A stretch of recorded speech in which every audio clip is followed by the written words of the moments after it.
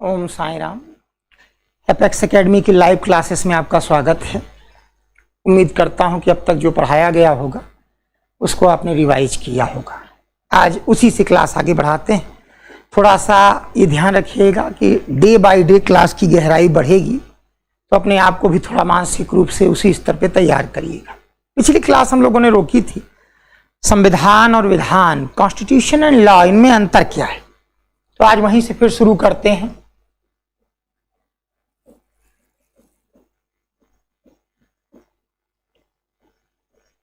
आपको बताया गया था कि संविधान या कॉन्स्टिट्यूशन ये देश के जन प्रतिनिधि, रिप्रेजेंटेटिव ऑफ पीपुल्स द्वारा तैयार किया जाता है और देश का सर्वोच्च कानून होता है।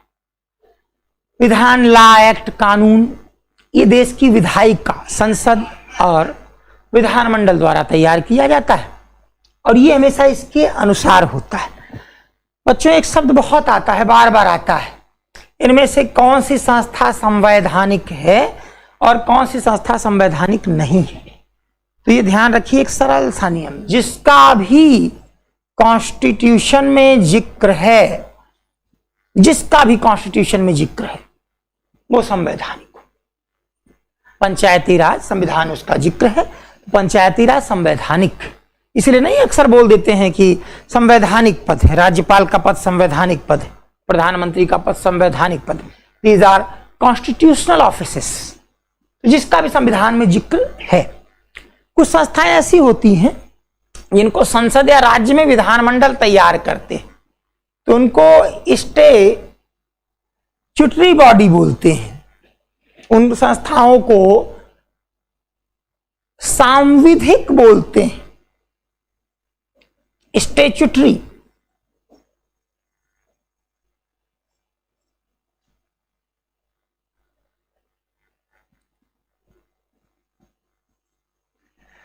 ये संस्थाएं सांविधिक होती हैं। इसका क्या अर्थ हुआ?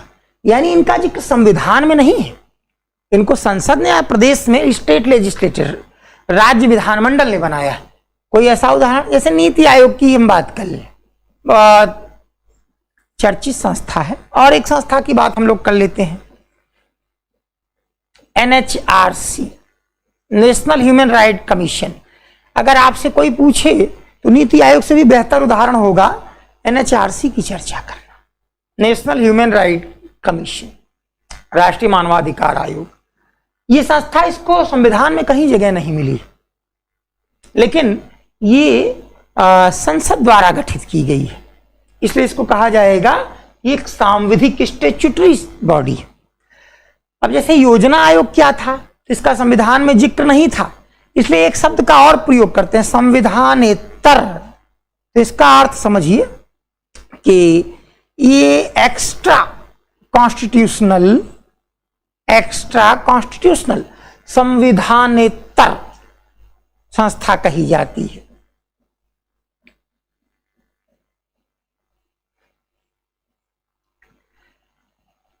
योजना आयोग ऐसी संस्था थी, संविधान में जिक्र नहीं। कहीं कहीं बच्चे लिखते समय, आप लोग अधिकांशतः बच्चे कुछ न कुछ अपना लिख के डाल रहे हैं, अच्छा प्रयास है, जारी रखें। और आपस में बड़ा स्वस्थ कन्वर्सेशन भी कर रहे हैं, ये भी प्रयास आपका अच्छा है, जारी रखें।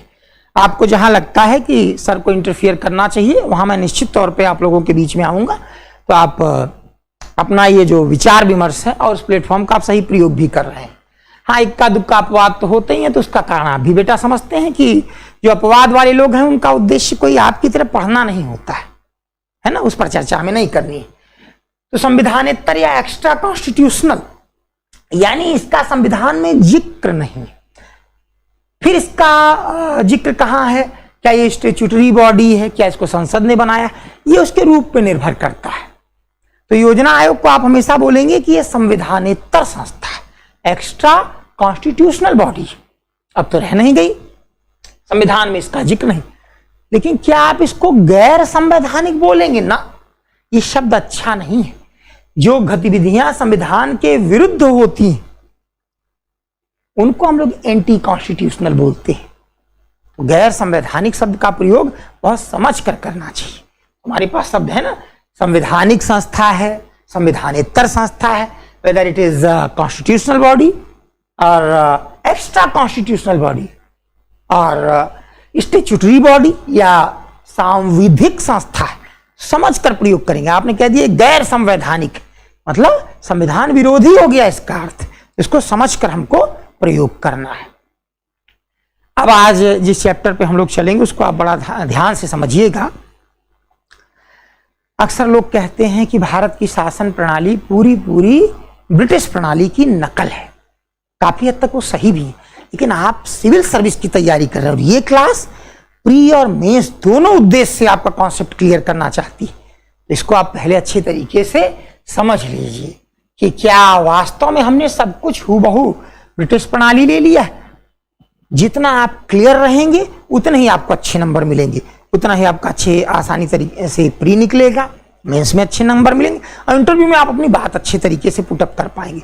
देखिए अब आप बेटा इसको इस रूप में बांट लेंगे कि आजादी के बाद जो हमारी शासन प्रणाली है इसका नवीनीकरण हुआ है, इसका रेनोवेशन हमने किया है, लेकिन प्रशासन ब्रिटिश काल से ही ले लिया है।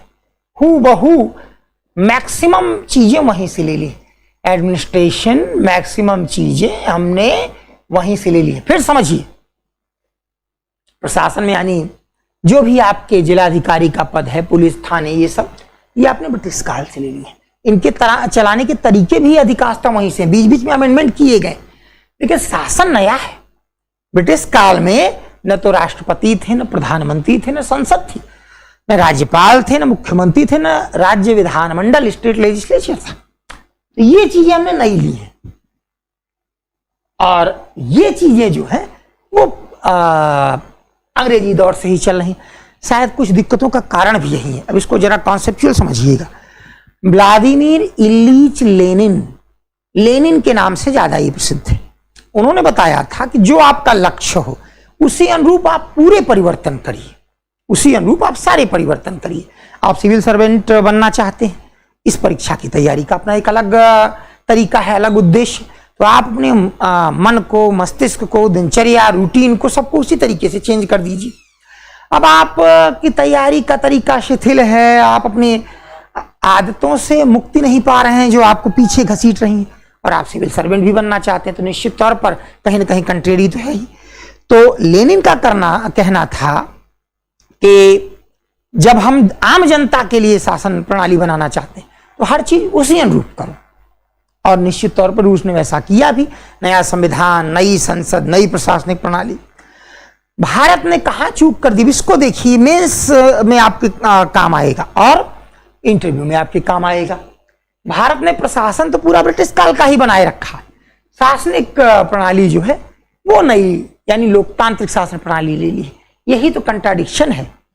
यानी हमने एक तरफ कॉन्स्टिट्यूशन भी स्वीकार किया है और दूसरी तरफ अंग्रेजी जमाने के ढेर सारे कानून भी स्वीकार कर लिए। उन्हीं कानून पर हम चर्चा करेंगे। तो पहले तो मैं आपको बता दूं कैसे आपने ब्रिटिश काल की शासन प्रणाली ली। कॉर्नवालिस, कुछ प्रश्न आते हैं और अब प्रश्न बनने शुरू हो गए हैं। इसके पहले के प्रश्न कॉन्सेप्चुअल होते थे, वो मेंस में ज्यादा आते थे, लेकिन अब के प्रश्न प्री मेंस दोनों बराबर आएंगे।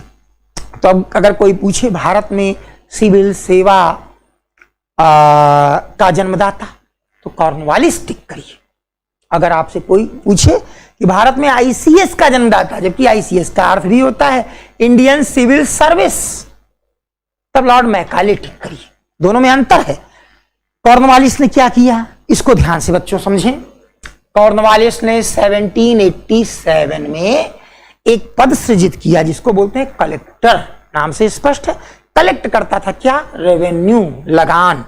इसी को अलग अलग राज्यों में डिस्ट्रिक्ट मजिस्ट्रेट, डेप्यूटी कमिश्नर, जिलाधिकारी, जिलाधीश ऐसे नामों से जानते हैं। ब्रिटिश काल की ये रीढ़ बन गई। बाद में 1853 से यही कलेक्टर, ये आईसीएस, इंडियन सिविल सर्विस, इसके थ्रू आने लगा। यानी जो लोग आईसीएस क्वालिफाई करेंगे वही कलेक्टर बना दिए जाएंगे।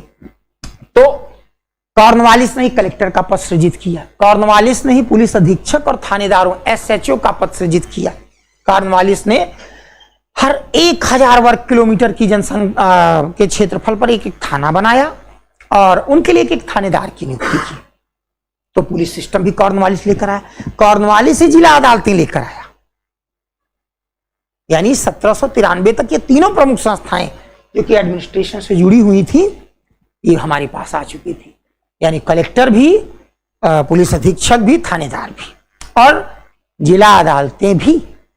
अंग्रेजी काल में इसमें धीमे धीमे परिवर्तन होता रहा, लेकिन मूल रूप से तो वही आई। पुलिस को चलाने के लिए 1861 में इंडियन पुलिस एक्ट लागू किया गया, आज भी ये वही है। और अगर मेंस में आई बात तो आप इसको जरूर बताइएगा कि अब अंग्रेजों का क्या उद्देश्य था। आपका हित करना तो उनका उद्देश्य था नहीं, अपने आर्थिक लाभ के लिए आपका शोषण करना, आपको दबा के रखना। इसी उद्देश्य से अंग्रेज ये कानूनी संस्थाएं लाती थी। तो आजादी के बाद इसमें व्यापक परिवर्तन करने चाहिए थे। क्यों नहीं हो पाए इस पर विचार करेंगे हम लोग आगे चलकर, लेकिन धीरे धीरे सुधार किए, व्यापक परिवर्तन कर देते तो ज्यादा फायदा होता। तो हुआ क्या कि अन्य देशों में पहले कॉन्स्टिट्यूशन बनता है, उसके अनुसार फिर अन्य कानून और संस्थाएं बनती हैं। ज्यादातर देशों में यही हुआ है। भारत में कुछ उलट हो गया है। भारत में तमाम कानून, तमाम संस्थाएं पहले से ही चल रही थी, कॉन्स्टिट्यूशन ने बाद में स्वीकार कर लिया, इसीलिए तमाम चीजें कंट्रेरी हो जाती। जैसे आगे चलकर हम लोग मूल अधिकारों में पढ़ेंगे, हर व्यक्ति को विधि सम्मत कारोबार करने का, लॉफुल प्रोफेशन अपनाने का अधिकार दिया गया है। लेकिन तमाम जगहों पर, और मुंबई में तो ये खास तौर पे ध्यान रखा जाता है कि कोई भी व्यक्ति फेरी वाला, रेहड़ी वाला इस इलाके में न जाए, उस इलाके में न जाए। तो आपको लग सकता है कि दोनों एक दूसरे कंट्रेरी हैं।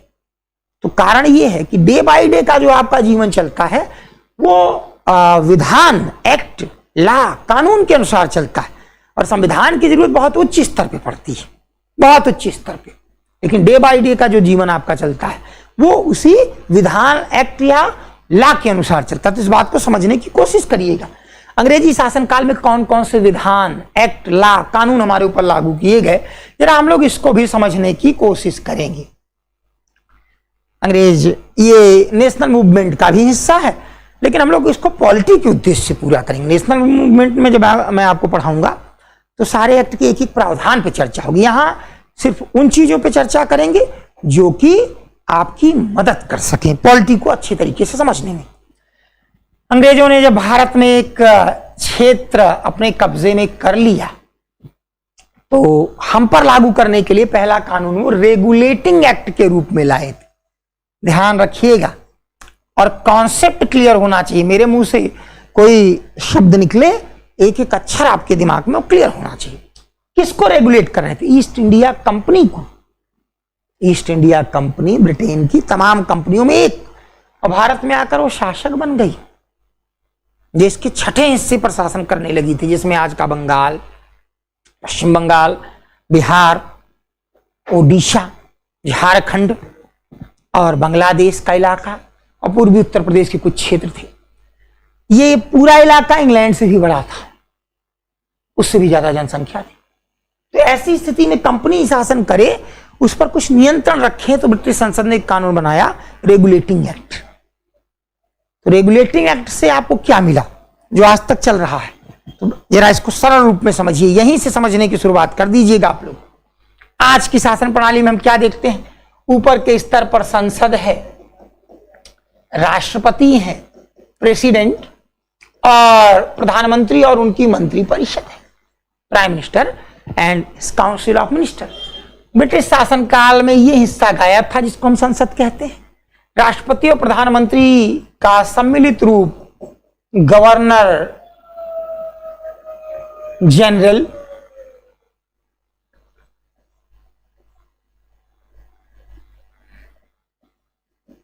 और इसी को बाद में वायसराय कहा जाने लगा।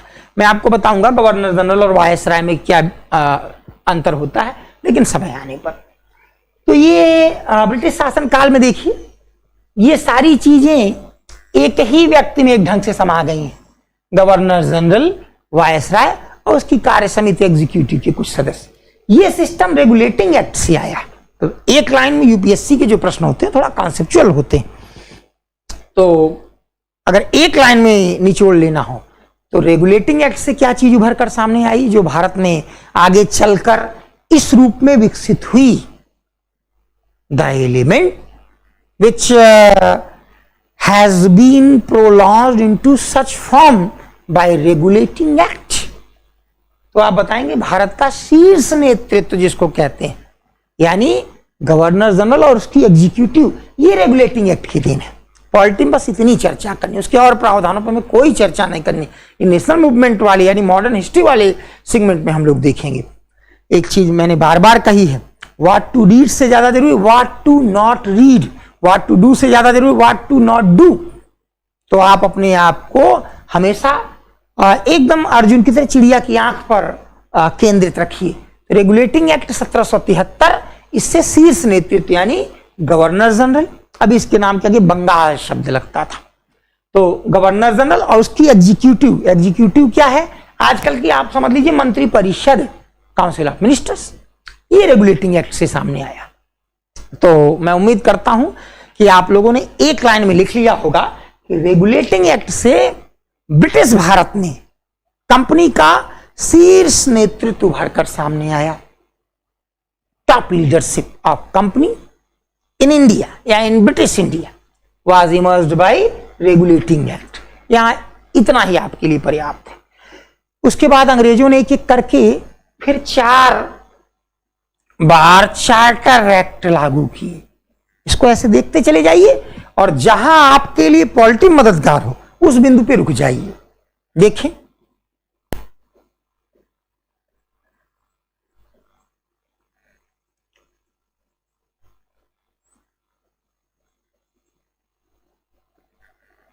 (1793), 1813, 1833, 1853। तो ऐसी स्थिति में इन चार्टर एक्ट, पहले तो ये देखिए चार्टर क्यों कहते थे, एक चार्ट के रूप में इन कानूनों को व्यवस्थित किया गया और 20 वर्ष के लिए जनरली लागू किए जाते थे। आखिरी वाला छोड़ बाकी सब 20 वर्ष के लिए, इस सबको दिमाग में रखिए। जब यही चीज हम लोग मॉडर्न हिस्ट्री में पढ़ेंगे तब एक एक पढ़ जाएंगे, लेकिन यहां बस आप इतना देखिए, इस चार्टर एक्ट से हमारे देश की शासन प्रणाली में यानी ईस्ट इंडिया कंपनी जो रूलिंग कर रही थी भारत पर, उसमें क्या असर पड़ा। इस चार्टर एक्ट के द्वारा इसी गवर्नर जनरल को सारी शक्तियां धीरे धीरे दे दी गई। उसकी काउंसिल के जो 3 सदस्य होते थे, यानी आप समझ लीजिए कि ये राष्ट्रपति और प्रधानमंत्री का मिला जुला रूप है और ये उसकी 3 सदस्यीय कैबिनेट है। तो ये चाहे तो अपनी कैबिनेट की बात को भी दरकिनार कर सकता है। ये एक स्थिति बनी। यही भारत के शीर्ष नेतृत्व में प्रधानमंत्री और राष्ट्रपति तक जाता है। इसलिए हम यहां शुरुआत करते हैं। अदरवाइज पॉलिटी की क्लास में अंग्रेजों ने क्या किया ये पढ़ने का क्या औचित्य है। तो यही इसीलिए हम इसको पढ़ते हैं कि कहीं ना कहीं वो रिलेट कर रहा है, वो सिस्टम वहीं से आया है। अभी आपको कुछ रोचक चीजें बताई जाएंगी तो बड़ा अजीब लगेगा कि भारत में परिवर्तन होते हैं, क्रांतियां नहीं होती। इस एक्ट के द्वारा ये मॉडर्न हिस्ट्री का मुद्दा है, लेकिन एक लाइन जैसे चर्चा कर दी कि मान लीजिए ईसाई मिशनरियां भारत में आने लगी, ईस्ट इंडिया कंपनी के अधिकारों को सीमित किया जाने लगा, मॉडर्न हिस्ट्री का मुद्दा है। ये महत्वपूर्ण है पॉलिटी के लिए। आप पहले इस चीज पर फोकस करिए कि सर ने इधर क्यों ज्यादा चर्चा नहीं की, और जबकि हिस्ट्री पढ़ाते समय इधर ज्यादा चर्चा करते हैं ना। पॉलिटी की क्लास चल रही है और यहां आप अपने आप को फोकस करिए। जब हिस्ट्री पढ़ लें दोनों को कोरिलेट कर दीजिए, सफलता तय। इसके द्वारा इस गवर्नर जनरल की परिषद में, जिसको अब नया नाम दे दिया गया था भारत का governor general, Lord William Bentinck, जो अभी तक बंगाल का गवर्नर जनरल बना हुआ था, अगले दिन उसी के ऑफिस कलकत्ता में फोर्ट विलियम में एक तख्ती लग गई, अब वो भारत का गवर्नर जनरल हो गया। कानून नया बता रहे हैं, परिवर्तन बहुत बड़ा, लेकिन व्यक्ति वही के वही, तो मानसिकता भी वही रहेगी। इसकी सहायता के लिए इन 3 में एक सदस्य टेम्पोरली जोड़ दिया गया, इसको बोलते थे ला मेंबर। अच्छी तरीके से ध्यान रखिएगा। 1833 के चार्टर एक्ट के द्वारा, through charter act of 1833, a new dignitary of law member was introduced in executive of governor general of India। 1833 के चार्टर एक्ट के द्वारा गवर्नर जनरल की एग्जीक्यूटिव में एक नया पद सृजित किया गया, अस्थायी रूप से, टेम्पोरली। इसको लॉ मेंबर बोलते थे। मैकाले को इस पद पर नियुक्त कर दिया गया, लॉर्ड मैकाले। ब्रिटिश शासनकाल में भारत को सबसे ज्यादा किसी व्यक्ति ने बहुत दूर तक, बहुत गहराई तक प्रभावित कर दिया तो मैकाले था। क्या किया मैकाले ने? लॉ मेंबर के रूप में उसको कानून बनाने की जिम्मेदारी दी गई। टेम्पोररी मेंबर इसलिए था कि जब बैठक में बुलाया जाएगा तभी वो आएगा, अदरवाइज जो उस जमाने में गवर्नर जनरल की एग्जीक्यूटिव थी, गवर्नर जनरल और 3 अन्य सदस्य यही मिलकर निर्णय लेते थे। लेकिन अगर कानून बनाना है तो लॉ मेंबर को भी बुला लेते थे। तो टेम्पोरली अस्थायी रूप से इसको जोड़ा गया। इसको 1853 में स्थायी रूप से ये पद प्रदान कर दिया गया, परमानेंट। ब्रिटिश शासन काल में 5-5 साल के लिए जनरली ये लोग नियुक्त होते थे, लेकिन मैकाले लंबे समय तक इस पद पर बना रहा और उसने अंग्रेजों का या कंपनी का कह लीजिए ये कर चुका भी दिया, तमाम कानून बनाकर। वही कानून हमारे ऊपर आज तक लागू है। तो यहां देखिए चार्टर एक्ट का सिर्फ इतना हिस्सा हमने ले लिया, इससे हमारी पॉलिटी की इतनी मदद मिल रही है। हिस्ट्री में अलग तरीके से देखेंगे। तो अब आप जरा देखिए ध्यान से, लॉ मेंबर इंट्रोड्यूस हो गया और उसके बाद ये परमानेंट मेंबर बन गया। भारत के शीर्ष नेतृत्व को थोड़ा रूप इन चार्टर एक्ट से ऐसे मिला। उसके बाद 1857 में क्रांति हो गई। ईस्ट इंडिया कंपनी के हाथों से शासन ब्रिटिश के क्राउन ने अपने हाथों में ले लिया। उस समय भी संयोग से वहां एक रानी ही थी जिसके सिर पर क्राउन था, तो क्राउन के हाथों में आ गया।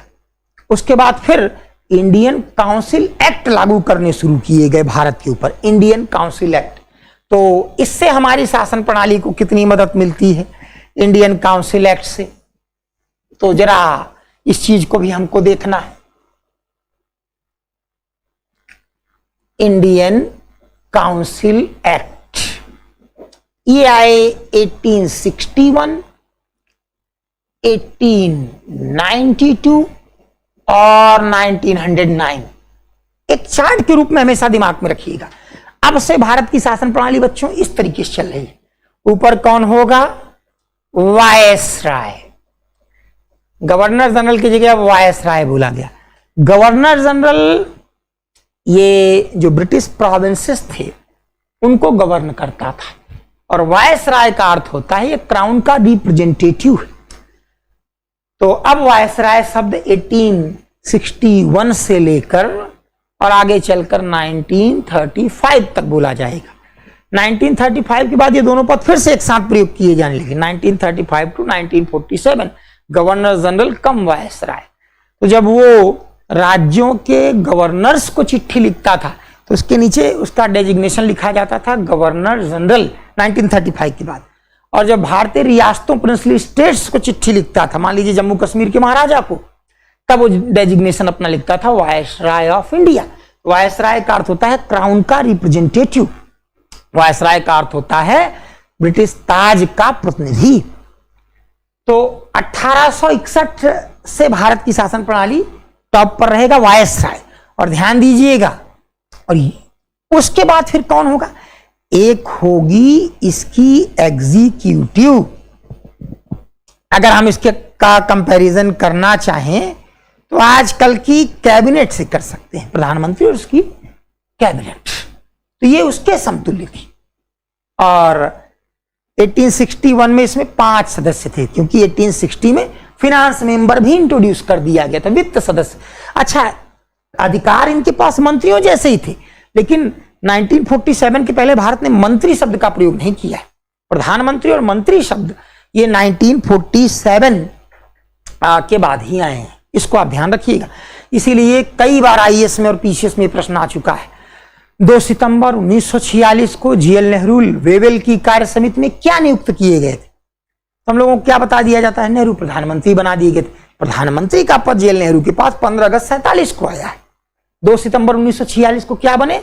वेवेल की इस एग्जीक्यूटिव के उपाध्यक्ष, डेप्यूटी चेयरमैन, जिसका अध्यक्ष खुद वेवेल था। तो इस बात को समझिएगा, शब्दों को पकड़िए। आपके शब्द चयन में एक सिविल सर्वेंट की सजगता, सतर्कता, एक अटेंटिवनेस होनी चाहिए। तो इसको देखिए आप जरा। एक वायसराय और उसकी एक कैबिनेट, शासन ये कर रहे हैं। अब इसको कंपैरिजन करिए ना, राष्ट्रपति प्लस प्रधानमंत्री यानी वायसराय। यद्यपि सीधे सीधे तुलना अच्छी बात नहीं है, लेकिन आपको समझाने के लिए। और एग्जीक्यूटिव यानी कैबिनेट। और इनको सलाह देने के लिए, कानून वगैरह बनाने में इनको सलाह देने के लिए, सहायता करने के लिए एक लेजिस्लेटिव काउंसिल, तो अब इसको किस रूप में देखेंगे? यही कैबिनेट में विकसित हो गई और यही संसद में विकसित हो गई और ये डिवाइड हो गया प्रधानमंत्री और राष्ट्रपति में। इस चीज को मैं चाहता हूं आप फिर से रिकॉल करिए। मैं जब ये टॉपिक क्लास में आता है तो बच्चों को एक बार आगाह करता हूं, बेटा अभी भी अगर आप अलर्ट हो गए तो आपका काम आसान हो जाएगा, शासन प्रणाली समझ जाएंगे। 1861 से भारत की शासन प्रणाली इस रूप में रही, वायसराय। यही आगे चलकर दो भागों में बट गया आजादी के बाद, राष्ट्रपति और प्रधानमंत्री। उसकी एग्जीक्यूटिव यही उसकी काउंसिल ऑफ मिनिस्टर में परिवर्तित हो जाएगा। उसकी लेजिस्लेटिव काउंसिल जो कि कानून बनाने में सलाह देती थी, धीरे धीरे यही संसद में बदलने वाली है, धीरे धीरे यही संसद में बदलने वाली है। अब इसमें सदस्यों की संख्या होगी 6 से 12 के बीच। ये कहां से आते थे? यही लोग जब रिटायर होते थे तो यहां आ जाते थे, सलाह देते थे। हमारा कोई संबंध नहीं था, टॉप लीडरशिप में तो आने की हम सोच नहीं सकते थे। फिर 1892 में एक घटना ऐसी घटी, ये व्यवस्था बन गई थी 1861 में। 1892 में एक घटना ऐसी घटी कि जिसको अति उत्साही लोग या मॉडरेट सुधारवादी भारत में संसदीय प्रणाली का प्रारंभ कहते हैं, initiation of parliamentary system in India. तो एक लाइन में संसदीय प्रणाली कहते किसको? Parliamentary system. पार्लियामेंट्री सिस्टम जब आपसे कोई कहे ना क्या होती है, सरल भाषा में बताइए। हम लोगों ने लिंकन की परिभाषा देखी थी, लेकिन सरल और करना हो तो आप बताइए सर। पार्लियामेंट्री सिस्टम की सबसे बड़ी बात होती है जवाबदेही, अकाउंटेबिलिटी। शासक को ये मालूम है कि हम जवाबदेह हैं किसी के प्रति, और अगर वो अपनी अकाउंटेबिलिटी को पूरा नहीं कर पाया तो जनता उसको फिर रिप्लेस कर देगी। ये संसदीय प्रणाली की जान है। 1892 में ये जो मेंबर्स थे लेजिस्लेटिव काउंसिल के, इनमें 4 की बढ़ोतरी कर दी गई, यानी ये 10 से 16 के बीच में होंगे। कम से कम 10, अधिकतम 16, ये अर्थ होता है इसका। और इनमें से कुछ सदस्य हमारे बीच से आएंगे, यानी भारतीयों के बीच से। तो कौन कौन लोग भारतीयों के बीच से आएंगे इसको अच्छे तरीके से समझिए। बड़े जमींदार जो एक निश्चित मात्रा में लगान देते थे, ये चुनेंगे अपना एक सदस्य। यूनिवर्सिटी, इस समय तक 1892 तक भारत में कौन कौन सी यूनिवर्सिटी थी? कुल 4, कलकत्ता, बॉम्बे, मद्रास और इलाहाबाद। उनकी सीनेट मतलब मैनेजमेंट बॉडी, उनके द्वारा चुना गया एक सदस्य। उसी प्रकार से व्यापारियों द्वारा चुना गया एक सदस्य। उसी प्रकार से ये प्रतिनिधि जो आते थे, कुछ भारतीय आ जाते थे। गोपाल कृष्ण गोखले, आशुतोष मुखर्जी, फिरोज शाह मेहता, ये सब लोग यहां गए। तो इनके यहां जाने से हमको क्या फायदा हुआ, पहले सोचना चाहिए ना। अब 1892 को संसदीय प्रणाली की शुरुआत कहने का जो सबसे बड़ा कारण था वो ये था कि ये लोग 6 दिन का नोटिस देकर वायसराय और उसकी एग्जीक्यूटिव से प्रश्न पूछ सकते थे। जैसे संसद के सदस्य आजकल मंत्री और प्रधानमंत्री से प्रश्न पूछते हैं। तो यानी अकाउंटेबिलिटी, जवाबदेही इंट्रोड्यूस की गई। बात समझ रहे हैं आप? इस दिन से बच्चों इनको, यानी कुछ भारतीय सदस्य भी आ गए और जवाबदेही उनके प्रति इनकी बनी थी। तो आप कहेंगे सर संसद तो शुरू हो गई। नहीं शुरू हो गई। आज संसद अगर मतदान करे, लोकसभा के 272 सदस्य अगर चाहें सरकार को रिप्लेस कर सकते हैं, अगर जवाबदेही सरकार नहीं निभा पाती। लेकिन उस जमाने में ये सिर्फ सवाल पूछ सकते हैं। अगर ये सवाल से संतुष्ट उत्तर से नहीं है या ये जवाब नहीं दे रहे हैं तो ऐसी स्थिति में हटा थोड़ी सकते हैं वायसराय उसकी एग्जीक्यूटिव को। और अब तो संसद हटा सकती है ना, confidence motion, no confidence motion, विश्वास प्रस्ताव, अविश्वास प्रस्ताव के द्वारा। इसलिए ये उसका एक बीज रूप है, इनिशिएशन, इसके अतिरिक्त और कुछ नहीं। और इसी प्रक्रिया को धीरे धीरे बढ़ाया जाने लगा। अंग्रेजों के जमाने में 2 गवर्नमेंट ऑफ इंडिया एक्ट भी सामने आए। 2 गवर्नमेंट ऑफ इंडिया एक्ट भी सामने आए। इसको जरा आप देख लीजिए।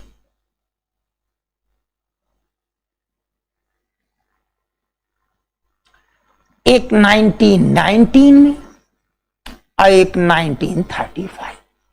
ये तो बहुत ज्यादा इंपॉर्टेंट है, लेकिन इसको भी थोड़ा समझ लेंगे। इस गवर्नमेंट ऑफ इंडिया एक्ट से ऊपर की संरचना ऐसी ही रही, वायसराय, उसकी एग्जीक्यूटिव।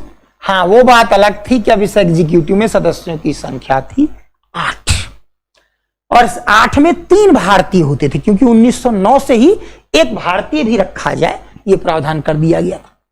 तो 1935 के पहले तक किसी भारतीय के लिए सबसे बड़ा पद क्या हो सकता था? आईसीएस नहीं, आईसीएस तो प्रशासक में सबसे बड़ा पद था। आईसीएस से भी बहुत ऊपर का पद वायसराय की एग्जीक्यूटिव में मेंबर बन जाना। लॉर्ड एसपी सिन्हा पहले सदस्य थे जो यहां बने 1909 में, और 1919 तक अब 3 सदस्यों की व्यवस्था हमारे लिए कर दी गई थी यहां। और अब जो ये लेजिस्लेटिव काउंसिल थी, इसको 2 भागों में बांट दिया गया था। आप समझ सकते हैं, जैसे राज्यसभा लोकसभा, राज्यसभा लोकसभा, उसी का बीज रूप कह लीजिए council of states and central legislative assembly. इनके लिए जो चुनाव हुआ करते थे उसमें आम जनता वोट नहीं जाती। जब भी आम शब्द लग जाता है, कॉमन पीपुल, 18+ हर व्यक्ति वोट डाल सकता है। अभी भी वोट डालने का अधिकार 1919 में भी 3% भारतीयों को था। बड़े जमींदार, बड़े इनकम टैक्स पेयर, एक निश्चित किराया देने वाले मकान का एक निश्चित किराया देने वाले लोग, ये सब। लेकिन शुरुआत है, अभी आप देख रहे थे कि सब कुछ अंग्रेजों के हाथ में था। धीरे धीरे भारतीयों को भी शासन में शामिल कर रहे हैं। इसमें चुनाव लड़ने के लिए भारतीयों को भी सदस्य बनने के लिए कुछ अवसर दे दिए जा रहे हैं।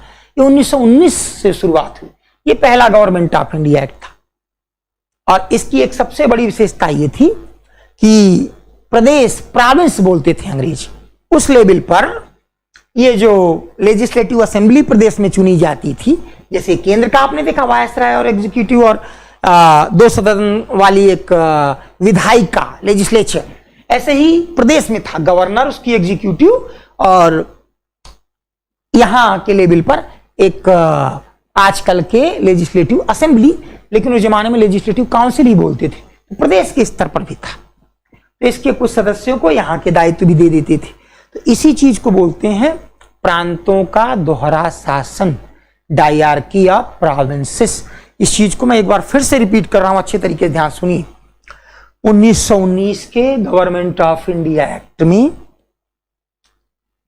केंद्र के स्तर पर एक वायसराय, उसकी 8 सदस्यीय एग्जीक्यूटिव के साथ साथ 2 सदन, बाइकेमरल बोलते हैं, बाइकेमरल, एक लेजिस्लेटिव कह लीजिए असेंबली और स्टेट्स काउंसिल का गठन किया गया।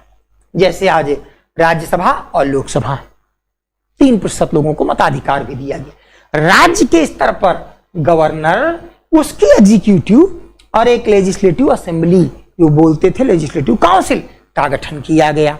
इस लेजिस्लेटिव के जो सदस्य चुनकर आते थे, उनमें से कुछ सदस्यों को या एग्जीक्यूटिव के पोर्टफोलियो दे देते थे, स्वास्थ्य, शिक्षा, सफाई, हेल्थ, एजुकेशन, सैनिटेशन, और कुछ सदस्य अंग्रेज बने रहते थे।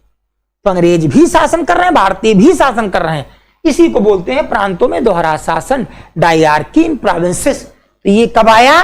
1919 1935 में जब गवर्नमेंट ऑफ इंडिया एक्ट आया, इस व्यवस्था में आमूलचूल परिवर्तन किया गया। इसको बहुत ध्यान से सुनना है, क्योंकि 1935 के गवर्नमेंट ऑफ इंडिया एक्ट के 250 अनुच्छेद हमारे कॉन्स्टिट्यूशन में लिटरली हूबहू ले लिए गए। तो कौन सी परिस्थितियां थी? 1935 में भारत में महात्मा गांधी के नेतृत्व में 2 सफल आंदोलन, सफल इस संदर्भ नहीं कि उन्होंने हमको स्वराज दिला दिया, होम रूल दिला दिया। सफलता से तात्पर्य जनता को जागरूक कर देना था। अब ये सोई हुई जनता जाग गई है, अभी आगे बढ़ेगी, ये सफलता से तात्पर्य। जैसे आपकी सफलता का तात्पर्य ये है कि अगर आप अभी भी अटेंटिव हो जाते हैं और अपने लक्ष्य की ओर बढ़ जाते हैं, सफलता का एक बड़ा भाग आपने तय कर लिया है। सिर्फ आपको अपना रिजल्ट देखना बचा है।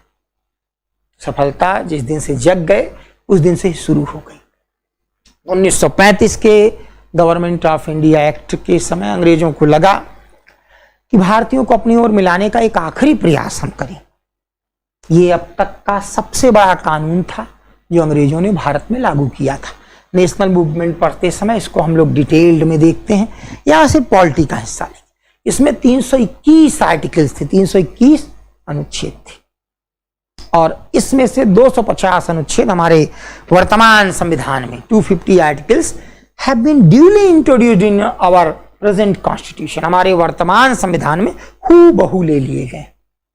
इस 1935 के गवर्नमेंट ऑफ इंडिया एक्ट में केंद्र के स्तर पर एक वायसराय कम गवर्नर जनरल, उसकी सहायता के लिए एक बार चार्ट के रूप में इसको समझें। वायसराय, इसी को गवर्नर जनरल भी बोलते थे। जब राज्य की रियासतों से बात करता था तो वायसराय का डेजिग्नेशन लगता था और जब प्रांतों के गवर्नर से, प्रोविंसेस के गवर्नर से बात करता था तो गवर्नर जनरल का। इसकी सहायता के लिए एक एग्जीक्यूटिव आ गई थी, काउंसिल ऑफ मिनिस्टर। इसमें 12 सदस्य थे। यह तय नहीं किया गया था कि इसमें कितने भारतीय होंगे। 1941 में इसमें 8 भारतीय थे। तो ये प्रश्न भी यूपीएससी में आया है कि पहली बार वायसराय की एग्जीक्यूटिव में भारतीयों का बहुमत कब हुआ, तो 1941। और 2 सितंबर 1946 को इसके सारे सदस्य भारतीय कर दिए गए थे।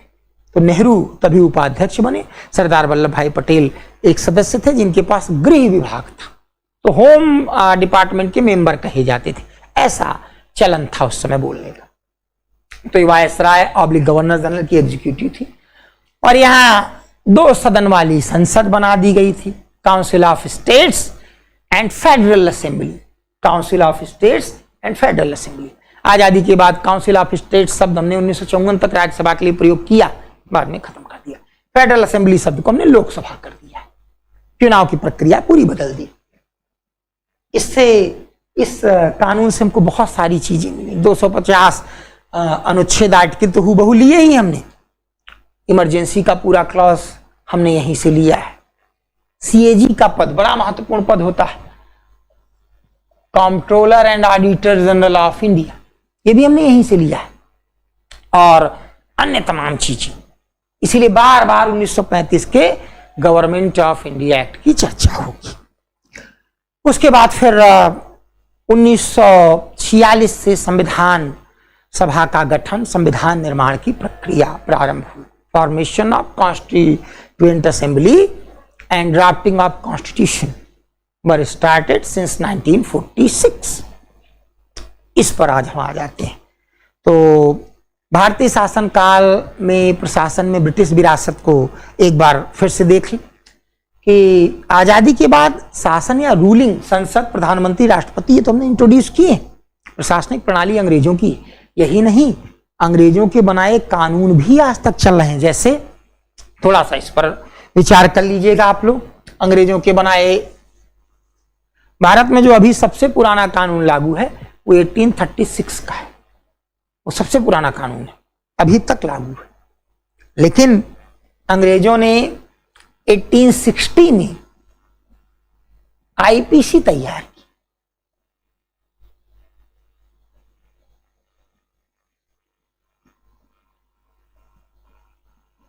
इंडियन पीनल कोड, भारतीय दंड विधान 1862 से लागू है। इसको भी याद रखिएगा, ढेर सारे बच्चों की क्वेरी होती है, सर तैयार कब से की गई, लागू कब से की गई, अलग अलग मिल रहा है। हाँ, मैकाले के नेतृत्व में फर्स्ट लॉ कमीशन ने इसको 1816 में तैयार किया। 1862 में इसको लागू कर दिया गया। इसमें 511 प्रकार के अपराध और उनके लिए सजाओं की बात की गई। तो अंग्रेजों को जो भी चीज उनके हित में अपराध लगती थी वो सब इसमें शामिल कर दिया गया। आजादी के बाद इसमें व्यापक परिवर्तन की आवश्यकता थी। एक चीज ध्यान रखिएगा कि चंद्रशेखर आजाद, भगत सिंह, ये राजद्रोही तो थे, सेडिशनिस्ट, अंग्रेज सरकार, अंग्रेज राज के विरुद्ध विद्रोह कर रहे हैं, लेकिन राष्ट्रभक्त थे, नेशन के प्रति समर्पित थे ना। राज यानी सरकार के प्रति विद्रोह कर रहे हैं लेकिन राष्ट्र के प्रति समर्पित थे। अब आजादी के बाद न तो आप निर्वाचित सरकार का सशस्त्र संघर्ष से विरोध कर सकते हैं, सरकार का विरोध तो आप कर सकते हैं, लेकिन लोकतांत्रिक तरीके से, और राष्ट्र के प्रति आप विद्रोह कर ही नहीं सकते। आज अगर हम राजभक्त हैं, राष्ट्रभक्त हैं, कोई दिक्कत नहीं। राजभक्त का होने का अर्थ किसी पार्टी का भक्त होना नहीं होता है। हम भारत की शासन प्रणाली में विश्वास रखते हैं, उसमें जो परिवर्तन हमको करना होगा वो लोकतांत्रिक चुनाव प्रणाली के द्वारा करेंगे, शस्त्र उठाकर नहीं करेंगे।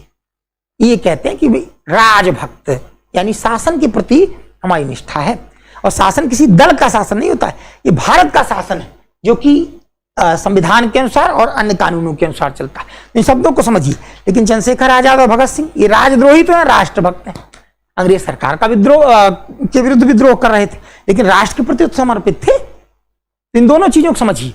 लेकिन जब सरकार हमने खुद अपनी बना ली, जब भारत की जनता ने सरकार बनानी शुरू की, तो आप उसको जनता के द्वारा ही बदल सकते हैं, आंदोलन करके, राजनीतिक दल बना के, चुनाव के द्वारा, सशस्त्र विद्रोह के द्वारा अगर आप करेंगे तो फिर ये राजद्रोह होगा, तो ये अपराध है।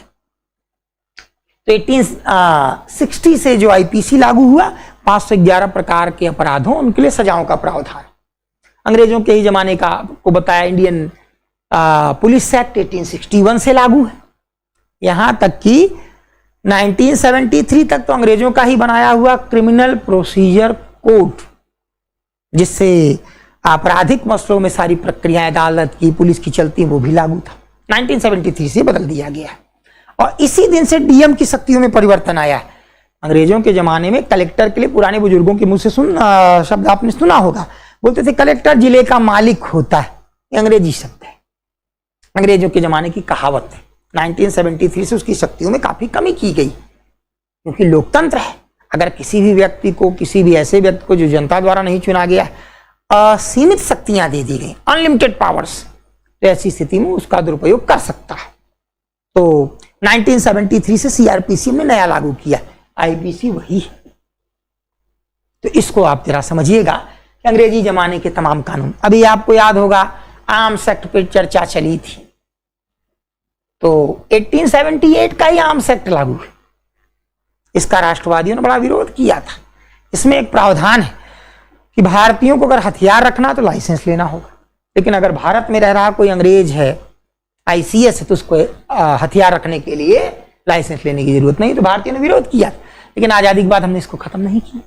और आप कोई शायद ही इस बात का समर्थन करेंगे कि जिसको मन हो उसको बिना हथियार, लाइसेंस के हथियार रखने की अनुमति दे दीजिए, वो एक अलग बात है। तो ये भी अभी लागू है, आर्म्स एक्ट, हथियार कानून।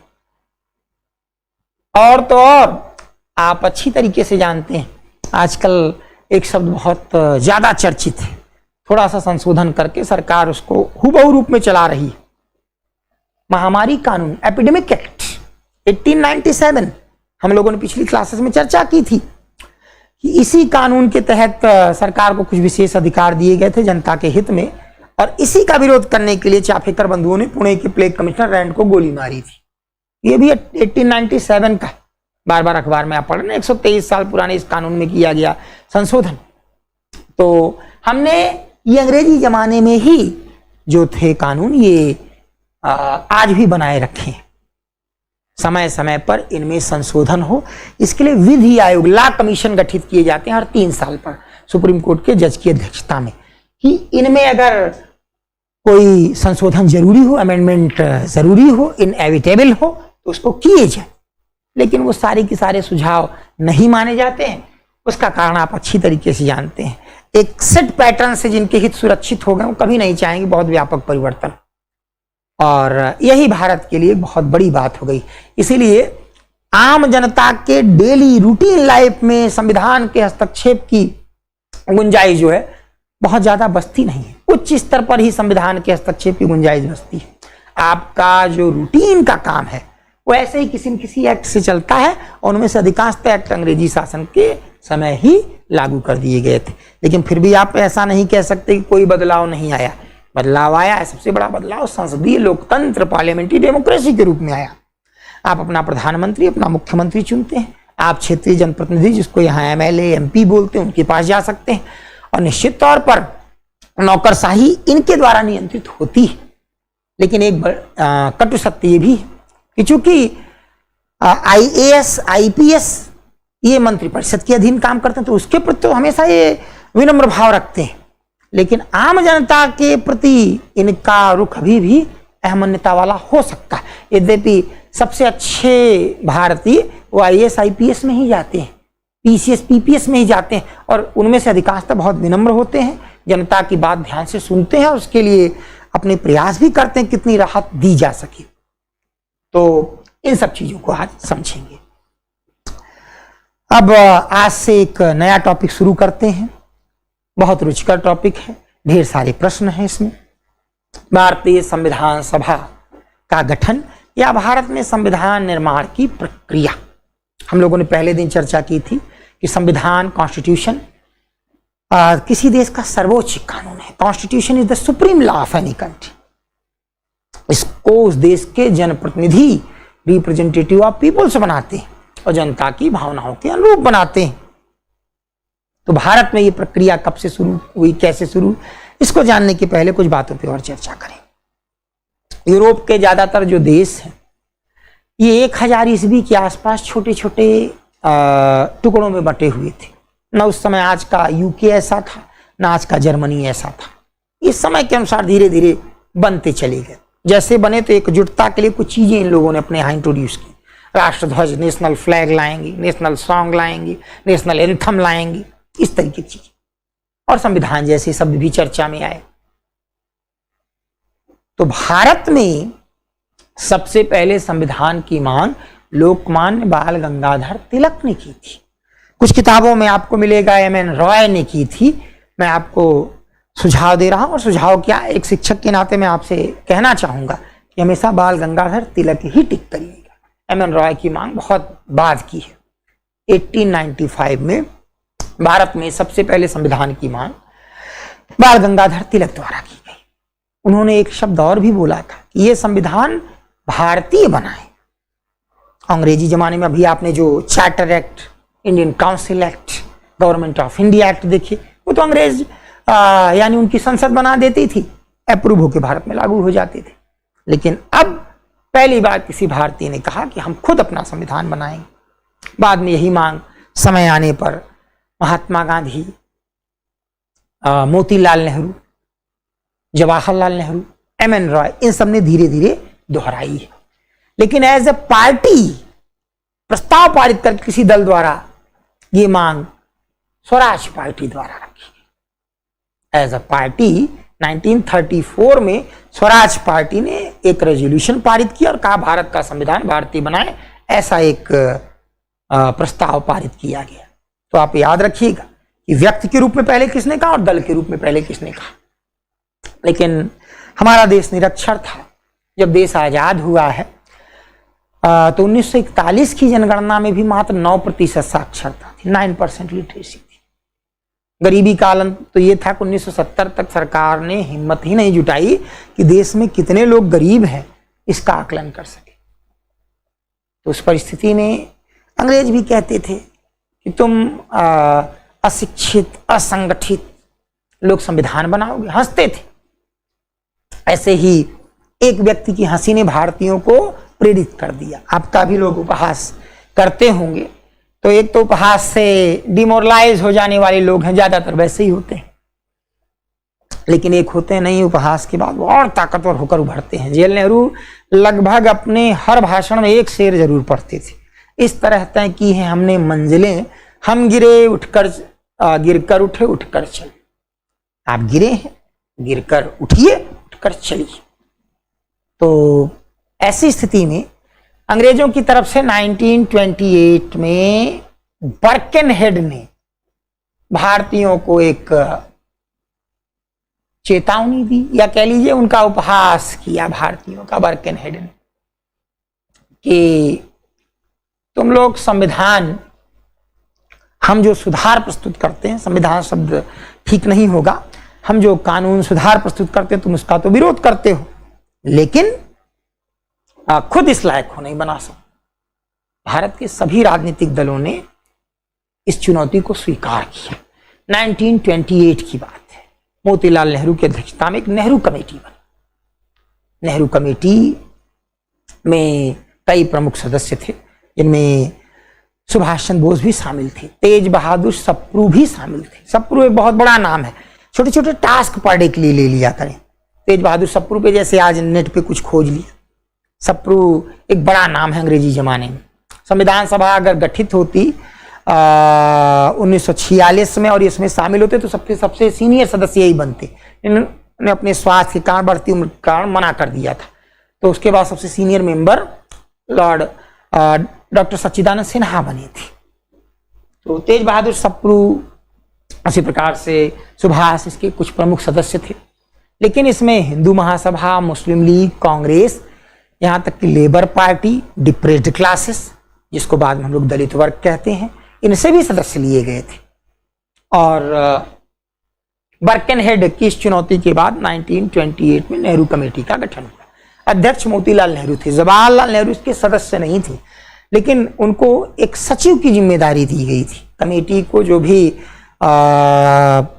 जानकारी चाहिए उसमें ये सहायता कर सकते हैं। 3 महीने तक इस कमेटी ने मेहनत की और नेहरू कमेटी ने एक कच्चा प्रारूप, समझ लीजिए कि एक इनिशियल कॉन्स्टिट्यूशन जैसा तैयार किया। इसलिए नेहरू कमेटी की इस रिपोर्ट को blue paper of Indian constitution कहते हैं। मैं शब्द फिर से दोहरा रहा हूं, नेहरू कमेटी की इस रिपोर्ट को blue paper of Indian constitution कहते हैं। पहली बार भारतीयों द्वारा संविधान जैसी किसी चीज के निर्माण की प्रक्रिया जो है यहीं से प्रारंभ की गई थी। और आखिरी बार भारत के राजनीतिक दल एक मंच पर सर्वसम्मति से आए थे। कांग्रेस भी, मुस्लिम लीग भी, हिंदू महासभा भी, लिबरल फेडरेशन भी, सब लोग। लेकिन इसी के बाद नेशनल मूवमेंट में आप पढ़ते हैं जिन्ना ने कुछ आपत्तियां व्यक्त कर दी, तो ये अंग्रेजों ने इसी बहाने इसको स्वीकार नहीं किया। लेकिन कुछ चीजें जैसे भारत के जो प्रांत गठित हुए हैं, अब आजकल हम उसको राज्य बोलते हैं, यूपी बिहार, ये भाषा के आधार पर गठित हुए हैं। मैं बाद में बताऊंगा इसके विषय में, अभी इनिशियल सिर्फ सुन लीजिए। तो इसी नेहरू कमेटी की रिपोर्ट के आधार पर गठित हुए थे। उसी प्रकार से अभिव्यक्ति की स्वतंत्रता, फ्रीडम ऑफ एक्सप्रेशन, भारतीय लोकतंत्र का एक बहुत बड़ा गुण माना जाता है। ये भी इसी कमेटी की रिकमेंडेशन के आधार पर हमको मिला है। उसी प्रकार से स्त्री पुरुष समानता, जेंडर बेस्ड इक्विटी, ये भी भारतीय संविधान का एक बहुत बड़ा गुण माना जाता है। ये भी इसी कमेटी के आधार पर हमको मिला है। तो ऐसी तमाम चीजें नेहरू कमेटी की रिपोर्ट के आधार पर ही हम लोगों ने स्वीकार किया है। तो नेहरू कमेटी ऐसा पहला प्रयास था। लेकिन अंग्रेज तो उपहास ही करते थे। अब एक प्रश्न और बनता है, 1942 पहली बार स्टैफर्ड क्रिप्स ने अंग्रेजों की तरफ से स्वीकार किया कि भारतीय अपना संविधान बना सकते हैं। इसके पहले तो हमेशा हंसते थे, लेकिन फिर भी संविधान कैसे बने, क्या प्रक्रिया हो, क्रिप्स ये तय नहीं कर पाए थे। तो भारतीय संविधान सभा के गठन में एक डेलीगेशन जो ब्रिटेन से आया था, इसने एक माइलस्टोन का काम किया। इसको हम लोग बोलते हैं, रिकॉल करें, cabinet mission. Cabinet mission 1946 cabinet mission Britain में तब आया। अब देखिए बच्चों, हमेशा सतही मत रहिए, थोड़ा गहराई में जाइए। जैसे कैबिनेट मिशन जब आया, उस समय ब्रिटेन का प्रधानमंत्री था। क्या इस प्रश्न का उत्तर देने के लिए आप तैयार हैं? तैयार करिए। उस समय ब्रिटेन का प्रधानमंत्री क्लीमेंट एटली था। 1945 में ब्रिटेन में जो चुनाव हुए थे, तो ब्रिटेन को विश्व युद्ध में विजय दिलाने वाला विंस्टन चर्चिल। आजकल आप देखते होंगे लोग जीतने पे ऐसे वी का निशान बनाते हैं, विंस्टन चर्चिल ने निशान बनाया था। वो बोलता था वी फॉर विक्ट्री, तभी से लोग जीतने पे वो वी का निशान बनाने लगे। तो वो विंस्टन चर्चिल जिसने सेकेंड वर्ल्ड वॉर 1939 टू 1945 में ब्रिटेन को लीड किया, जिसके समय में क्रिप्स मिशन भारत आया, वो विंस्टन चर्चिल चुनाव हार गया था 1945 में। और लेबर पार्टी की वहां सरकार आई थी, लेबर पार्टी की क्लीमेंट एटली के नेतृत्व में वहां एक गवर्नमेंट गठित हुई। और इस सरकार ने भारत को कैसी सत्ता सौंपी जाए, उनका बड़ा प्रयास रहता था कि डोमिनियन स्टेटस, ये शब्द बच्चों बार बार आएगा, कि डोमिनियन स्टेटस के आधार पर भारत को सत्ता दे दी जाए। इसको हिंदी में हम लोग बोलते हैं औपनिवेशिक स्वराज। लेकिन आजकल तो हिंदी में भी डोमिनियन ही बोलने लगे हैं, तो कोई दिक्कत नहीं है इसमें। डोमिनियन स्टेटस का अर्थ सिर्फ इतना आप बताइएगा जब भी मैं आपसे पूछूं कि सरकार जो है भारतीय चलाएं, लेकिन अंग्रेज रक्षा और विदेश नीति देखते रहे। सेना का नेतृत्व अंग्रेजों के पास रहे और एक्सटर्नल अफेयर्स, विदेश नीति अंग्रेजों के पास रहे। ये डोमिनियन स्टेटस है और बाकी देश का शासन ये भारतीय चलाए मोटे तौर पर। तो ये डोमिनियन स्टेटस के आधार पर ही भारत को आजादी मिली। इसीलिए तो लॉर्ड ऑकिनलेक अक्टूबर 1947 में भी भारत और पाकिस्तान दोनों की सेनाओं का संयुक्त सेनापति था। यानी एक ही सेनापति के सेना के दो टुकड़े कश्मीर के लिए लड़ रहे हैं। तो ये डोमिनियन स्टेटस है। इससे मुक्ति हमको किस दिन मिली? 26 जनवरी 1950। डोमिनियन स्टेटस का दर्जा, इस चीज को आप ध्यान रखिएगा, भारत के पास 26 जनवरी 1950, जनवरी 26, 1950 के पहले तक रहा है।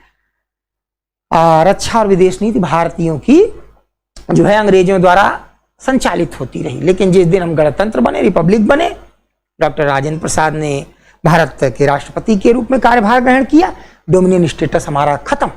और उस दिन से हम कैसे राज्य में कन्वर्ट हुए? संपूर्ण प्रभुत्व संपन्न एक सोवरेन स्टेट में बदल गए। यानी अब हमारी कोई पॉलिसी किसी दूसरे के कहने से नहीं चलेगी, हम अपनी सारी पॉलिसी खुद तैयार करेंगे। तो अंग्रेजों की बड़ी ये कोशिश रहती थी, एटली भी चाहता था कि डोमिनियन स्टेटस के आधार पे इनको आजादी मिल जाए। तो कैबिनेट मिशन भेजा। कैबिनेट मिशन का अध्यक्ष लॉर्ड पैट्रिक लॉरेंस था। Lord Patrick Lawrence, Stafford Cripps और एबी अलेक्जेंडर।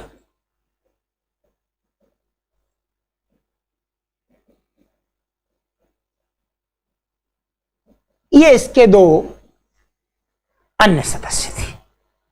ये था कैबिनेट मिशन। भारत आया, भारत के नेताओं से बातचीत की, डोमिनियन स्टेटस और कैसे भारत को सत्ता सौंपी जाए इस पर कोई समझौता नहीं हो पाया। तो मिशन फेल हुआ है, लेकिन फिर भी मिशन की एक योजना इंप्लीमेंट हुई। ये मिशन जो है सफल होकर नहीं लौटा है, उसके और तमाम कारण थे। ये सारे कारण जो है वो हम लोग नेशनल मूवमेंट में देखेंगे। लेकिन भारत के संविधान सभा का गठन कैसे किया जाए ये कैबिनेट मिशन ने ही तय किया।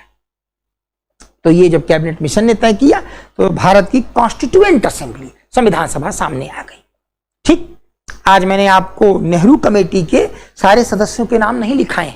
आप इच्छुक होंगे बेहिचक टेलीग्राम ग्रुप पे बोल दीजिए, सर लिखा दीजिए, मैं लिखा दूंगा। तो बस इतना मैंने बताया कि इतना जरूर ध्यान रखिएगा कि सुभाष की उसमें क्या स्थिति थी, ये नेहरू क्या कर रहे थे, टीवी सप्रू क्या कर रहे थे, एनएम जोशी क्या कर रहे थे, ये सब उसके प्रोमिनेंट मेंबर थे। लेकिन कैबिनेट मिशन की इन सदस्यों के नाम याद रखिएगा, अध्यक्ष का नाम याद रखिएगा। कैबिनेट मिशन सत्ता हस्तांतरण, आईएएस के क्वेश्चन तो कॉन्सेप्चुअल होते हैं ना, तो ट्रांसफॉर्मेशन ऑफ पावर का मुद्दा नहीं तय कर पाया। भारतीयों को किस आधार पर सत्ता दी जाएगी ये मुद्दा नहीं तय हो पाया। कांग्रेस और लीग के बीच में जो डिस्प्यूट थे, जो डिसेंशंस थे। लेकिन कैबिनेट मिशन ने संविधान सभा का गठन कैसे हो ये तय किया। तो ऑब्जेक्टिव क्वेश्चन बस इतना याद रखिएगा कि कैबिनेट मिशन की भारत में एकमात्र सफलता ही यही थी कि इसने तय कर दिया कि भारत की कॉन्स्टिट्यूएंट असेंबली, संविधान सभा का गठन कैसे किया जाएगा। और उसके बाद फिर वो युग आएगा जब हमने अपनी संविधान सभा, कॉन्स्टिट्यूएंट असेंबली का गठन किया और फिर संविधान का निर्माण शुरू किया। तो अगली क्लास में हम लोग वही रखेंगे। अच्छा, अगर किसी बच्चे को पढ़ाई से संबंधित कोई प्रॉब्लम है तो ग्रुप का प्रयोग करें। व्यक्तिगत कोई प्रॉब्लम है तो व्यक्तिगत फोन पे बात कर सकता है, कन्वर्सेशन कर सकता है। कुछ ऐसी प्रॉब्लम्स होती हैं जो ग्रुप पे नहीं डालनी चाहिए। व्यक्तिगत प्रॉब्लम अगर आप समाधान के उद्देश्य से डाल रहे हैं तो व्यक्तिगत स्तर पे बात करिए। अगर आपका उद्देश्य इसके अतिरिक्त कुछ है तो फिर एक अलग बात है भाई। और बाकी बच्चों को अगर ये लगता है कि हम इस प्रश्न पे डिस्कस कर सकते हैं, ग्रुप पे करें और सर को भी आना चाहिए इस पे, तो कोई ऐसा कंफ्यूजन हो तो निश्चित तौर पे उसको दूर कर लिया जाएगा, उसमें कोई समस्या नहीं। जो बच्चे क्लास में पढ़ चुके हैं उनके पास अगर पुराने नोट्स हैं तो उस नोट्स में अगर कोई चीज लिखाई गई तो बेटा वो ऑथेंटिक माने, वो कई स्रोतों से लिखाई गई, उसमें कोई संदेह न करें और उसको तैयार करें। जैसे मैंग्रोव वनस्पति पर कुछ बच्चों ने ग्रुप में चर्चा की तो मैंने स्पष्ट शब्दों में बताया है कि मैंग्रोव वनस्पति जब भी आए सबसे ज्यादा भारत में कहाँ है तो आप पश्चिम बंगाल की ही बात करेंगे। गुजरात से लगभग दुगने क्षेत्रफल में पश्चिम बंगाल में है और आयोग आपका यही सही मानेगा। और भी बाकी जो भी बातें हों आप अच्छे तरीके से बार बार वीडियो देखते रहिए, तैयार करते रहिए, रिवाइज करिए। ठीक है, ओम साई राम।